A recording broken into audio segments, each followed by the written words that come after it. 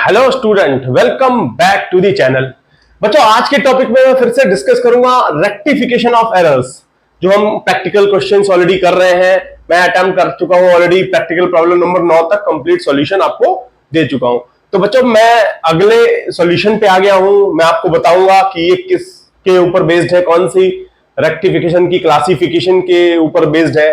तो स्टार्ट करने से पहले मैं बता दूं, मैं करा रहा हूं class 11th accounts, chapter number 17, rectification of errors. बच्चों, गलतियां होती हैं बुक्स में जब हम जनरल एंट्री लिखते हैं, जब बैलेंस ट्रायल बैलेंस आपका बना हुआ है, उससे पहले भी गलती हो सकती है, ट्रायल बैलेंस बनने के बाद भी हो सकती है।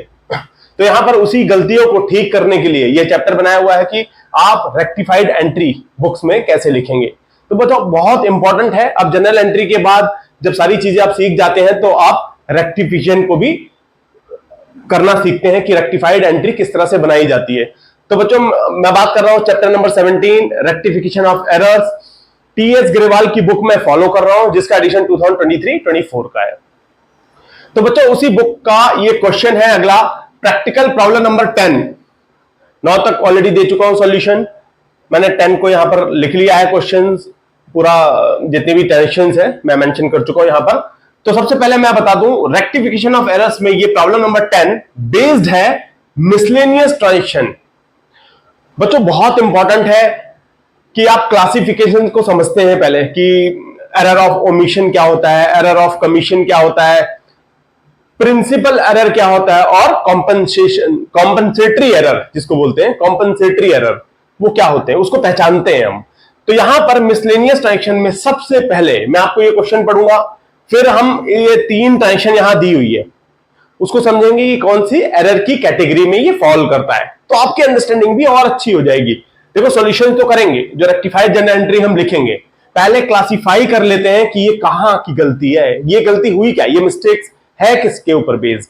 तो बहुत अच्छा रहेगा आप इस तरह से फॉलो करें, जैसे मैं आपको बता रहा हूं। पूरा वीडियो देखना, आपको समझ में आ जाएगा, बहुत इजी से आप कंसेप्ट पिक कर लेंगे, तो आपको कोई भी क्वेश्चन आ जाए रेक्टिफिकेशन ऑफ एरर्स में, उसमें कोई भी प्रॉब्लम होने वाली नहीं है। मैंने इसकी प्लेलिस्ट भी बनाई हुई है, इवन हर एक चैप्टर्स की मैं बना रहा हूं, तो आप पूरी प्लेलिस्ट अगर आप देखते हैं तो उसमें आपकी पकड़ भी बहुत मजबूत हो जाएगी। तो ठीक है, चलो स्टार्ट करते हैं बच्चों। मिसलेनियस ट्रांजेक्शन के ऊपर ये बेस्ड आउट है। क्वेश्चन क्या है पहले पढ़ लेते हैं। Following errors affecting the accounts for the year 2023-24 were detected in the books of Das and company Meerut.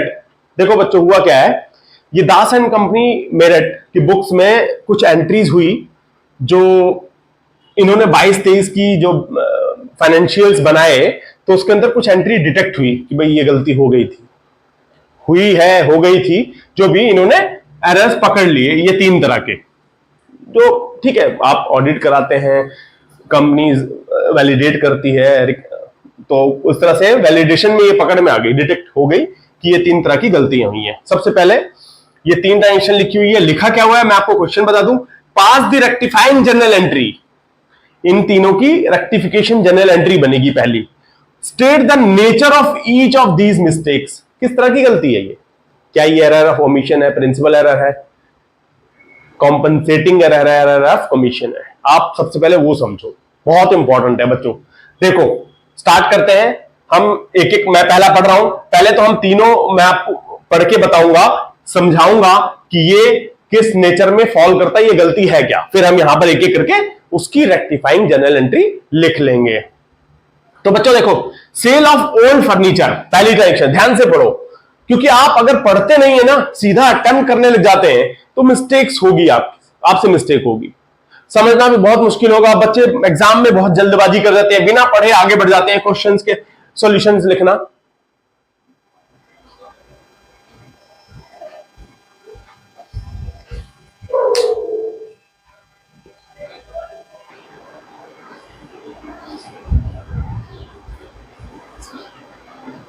तो हम पहला ट्रांजेक्शन पढ़ेंगे। Sale of old furniture ₹8,000 was treated as sale of goods. बच्चों, कंसेप्ट आपको पता होना चाहिए कि कौन सी गलती में फॉल करता है। सबसे पहले देखो क्या किया इन्होंने, गलती क्या करी, sale of old furniture. Das and company ने क्या करा, कोई फर्नीचर बेच दिया होगा, जो कंपनी की एसेट होती है ना, उन्होंने, फर्नीचर एसेट ही है, सबसे पहले आप समझो, उन्होंने एसेट बेच दी, फर्नीचर बेच दिया, लेकिन उसको गुड्स में ट्रीट कर लिया कि माल बिका। भाई देखो, सबसे पहले ये आपको समझना होगा, कभी भी फर्नीचर, बिल्डिंग, मशीनरी, प्लांट, इस तरह से जो फिक्स एसेट, जिसको एसेट बोलते हैं, एसेट की सेल हमेशा एसेट मानी जाती है, एसेट की सेल ही मानी जाती है, ना कि गुड्स की। गुड्स क्या होता है? गुड्स होता है आपका जिस काम का आप बिजनेस कर रहे हैं। जैसे गारमेंट का बिजनेस है, आपने गारमेंट बेच दिया तो आप गुड्स बोलेंगे, तो परफेक्ट है। यहां पर जो गलती हुई है वो हुई है प्रिंसिपल एरर। मैं लिख लेता हूं यहां पर किस तरह की गलती हुई है। प्रिंसिपल क्यों कह रहा हूं बच्चों? ये रेवेन्यू नेचर का खर्चा नहीं है, ये फिक्स एसेट्स की सेल हुई है ना यहां पर, तो प्रिंसिपली रॉन्ग हो गया। ये मिस्टेक हुई है ना, which of the mistake, each of these mistakes, ये गलती प्रिंसिपली गलती हो गई। इन्होंने गुड सेल कर दिया, अब वो माल बेच दिया इन्होंने, जबकि फर्नीचर कोई मटेरियल नहीं है, स्टॉक नहीं है, इट्स अ फिक्स एसेट्स। तो प्रिंसिपल एरर हुआ है यहां पर, मैं रेक्टिफाई करूंगा। सबसे पहले मैं आपको बता रहा हूं सिर्फ कि किस टाइप की तीनों गलतियां हुई हैं। पहला तो आपको समझ में आ गया, प्रिंसिपल गलती हुई है, एरर ऑफ प्रिंसिपल, ठीक है, प्रिंसिपल एरर।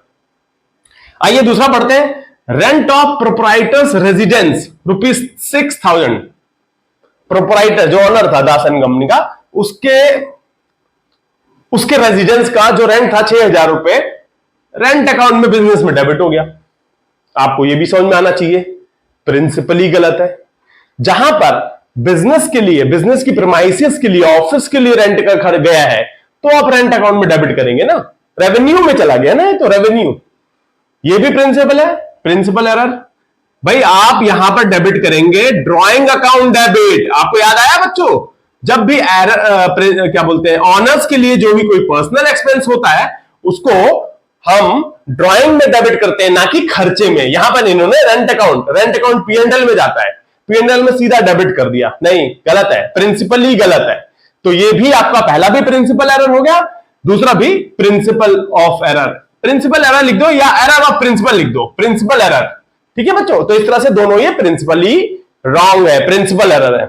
आइए तीसरा पढ़ लेते हैं।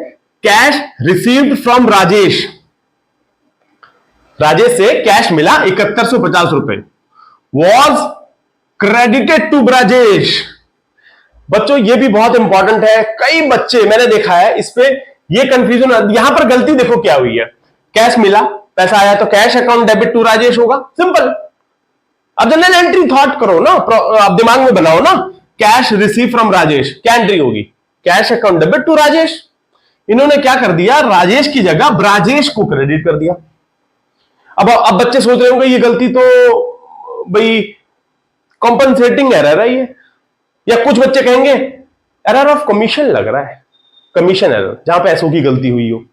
बच्चों मैं यही दूरी करने आया हूं, यही आपका जो आपकी अंडरस्टैंडिंग है, आपकी जो कंफ्यूजन है, डाउट है, मैं आपको ये क्लियर करने आया हूं कि इसमें पैसे की गलती तो देखो हुई है, साथ के साथ ये नाम का भी गलती है, ये कॉम्पनसेट नहीं हो रहा है। आपने राजेश की जगह ब्रजेश को लिख दिया क्रेडिट, लेकिन राजेश का एरर बेसिकली जो कॉम्पनसेटिंग एरर होता है, मैं आपको बताता हूं। मान लो दो पार्टी है, राम और श्याम, मैंने राम को ₹500 लिख लिए ज्यादा, श्याम को कम, या इसको कम लिख दिए, उसको ज्यादा, राम और श्याम। ऐसी दो तीन पार्टी में जो एक अकाउंट से दूसरे अकाउंट में कम ज्यादा, तो इस तरह को कॉम्पनसेटिंग एरर उसको बोलते हैं, एक में कम, एक में ज्यादा, एक में ज्यादा, एक में कम, समझ गए। जो हालांकि ट्रायल बैलेंस का टोटल मैच कर जाएगा, कॉम्पनसेट हो जाएगा, तो वो जो हो जाता है उसको बोलते हैं कॉम्पनसेटिंग एरर। यहां पर हम इसको बोलेंगे एरर ऑफ कमीशन, क्योंकि यहां पर पूरा का पूरा मिस्टेक है। मिस्टेक ये हुआ कि कोई कॉम्पनसेट नहीं कर रहा है, आपने एक अकाउंट का को क्रेडिट कर दिया जबकि दूसरा अकाउंट क्रेडिट होना था, ब्रजेश को क्रेडिट कर लिया जबकि राजेश क्रेडिट होगा, तो इसको बोलेंगे एरर ऑफ कमीशन। ध्यान रहे, कॉम्पनसेटिंग एरर नहीं है ये, वो समझ में आ गया होगा। क्योंकि यहां पे दो नाम लिखे होते अगर कि भाई राजेश की जगह ब्रजेश को ₹100 ज्यादा, यहां कम, तो कॉम्पनसेटिंग एरर हो जाती। यहां पर पूरा का पूरा राजेश का पैसा ब्रजेश में लिख दिया, तो so this is called error of commission. तो बच्चों तीनों तरह के आपके नेचर आपको समझ में आ गए हैं कि किस तरह की गलती हुई है। आइए हम ठीक कर लेते हैं एक एक गलती को। पहला मैं लिख रहा हूं रेक्टिफाइंग जर्नल एंट्री, जो बोला हुआ है ना रेक्टिफाइंग, रेक्टिफाइंग जर्नल एंट्री। ठीक है बच्चों, पहला जो फर्नीचर सेल हुआ था, क्या एंट्री आनी चाहिए? Cash account debit to furniture. लेकिन इन्होंने क्या कर दिया? Cash account debit to sales account. Sales में क्रेडिट कर दिया। सेल ऑफ गुड्स में क्या करते हो आप? सेल्स ही क्रेडिट करते हो ना। तो सेल्स क्रेडिट गलत हो गई है, तो आप सेल्स अकाउंट को डेबिट कर दोगे। समझ में आ रहा है बच्चों? क्योंकि वहां क्रेडिट हो चुका है गलती से। तो आप लिखोगे 8,000 से आपने सेल्स अकाउंट डेबिट कर लिया टू फर्नीचर अकाउंट। समझ गए बच्चों? क्योंकि फर्नीचर आपके बिजनेस से चला गया 8,000 रुपए। तो ये हो गया आपका पहला रेक्टिफाइंग जर्नल एंट्री। दूसरा लिख लेते हैं बच्चों, रेंट ऑफ प्रोप्राइटर्स रेजिडेंस 6,000। 6,000 के जब ऑनर्स का पर्सनल एक्सपेंस है ना, तो उसको ड्राइंग में डेबिट करते हैं। ड्राइंग अकाउंट डेबिट टू, गलती क्या कर ली इन्होंने? क्या गलती है? Rent account. रेंट अकाउंट में इन्होंने डेबिट कर लिया, तो आप रेंट को क्रेडिट कर दो। कर लिया 6,000 रुपए से। ठीक है, इस तरह से दूसरी रेक्टिफाइंग जनरल एंट्री बन गई। आइए तीसरी रेक्टिफाइंग जनरल एंट्री बना लेते हैं। तीसरी, cash receive from Rajesh. Rajesh से पैसा आया, cash account debit to Rajesh होना चाहिए, लेकिन कर लिया ब्रजेश, तो ब्रजेश को डेबिट कर दो। भाई आपने ब्रजेश को गलत क्रेडिट कर रखा है ना, तो डेबिट कर लो रेक्टिफाइंग जनरल एंट्री में 7150 टू राजेश को क्रेडिट करना चाहिए, तो राजेश को अब कर लो रेक्टिफिकेशन जनरल एंट्री में राजेश अकाउंट 7150।